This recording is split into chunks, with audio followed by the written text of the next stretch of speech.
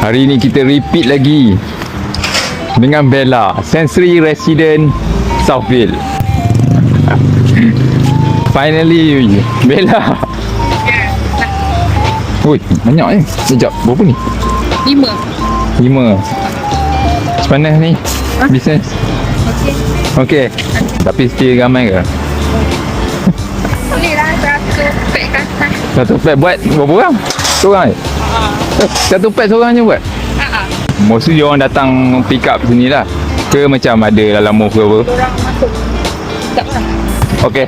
Tinggal lah. Okey. Terima kasih Bella. Okay. Okey, dah dapat lah. Ni nasi kamok. Yang ni favourite lah. Kerabu Maggi udang. Alright, kita start dengan best seller dulu lah. Dia punya apa nama ni? Kerabu Maggi udang. Satu untuk kau. Yo punya juice siada. Ramai yang orang cakap itu tak aci kau dapat kepala je. Hari ni aku bagi lebih.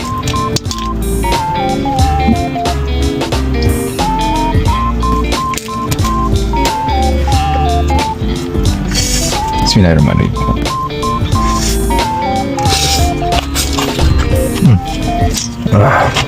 Oh. Lama tak kan?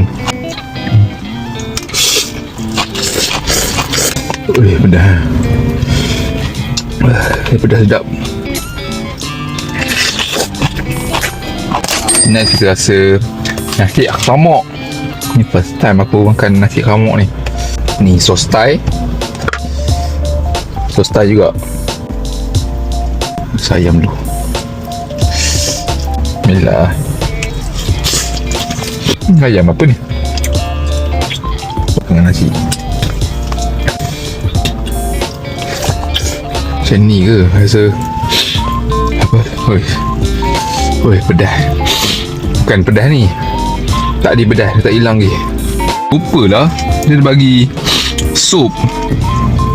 Dia bagi apa? Kaki ayam. Aku tak makan kaki ayam.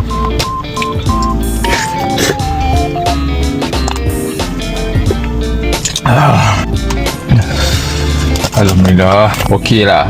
Tapi the best still Kerabu Maggi udang daripada Bella. Sebab dia pandai buat dia punya udang tu. Udang tu dia tak terlalu masak, tak kurang masak. Dia still juicy. So dia pandai buat udang. Selalunya orang buat udang tu terlebih masak. Dia keras. Kepada korang yang dah order Bella punya Kerabu Maggi yang udang tu, cuba korang komen. Sedap tak?